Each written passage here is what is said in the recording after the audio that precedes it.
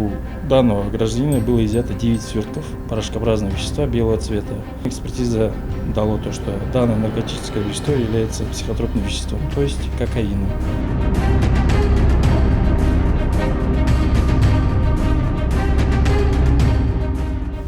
Хотел заработать денег, искал в интернете работу, мне предложили работу курьером. Сказали, что наркотические вещества сразу предупредили. Мне прислали фотографию, где находится данный сверток. Я поехал, забрал. Разложил это, спрятал по местам, сфотографировал и указал места. Да, мне сказали, что это кокаин. Я свою вину полностью осознаю и признаю.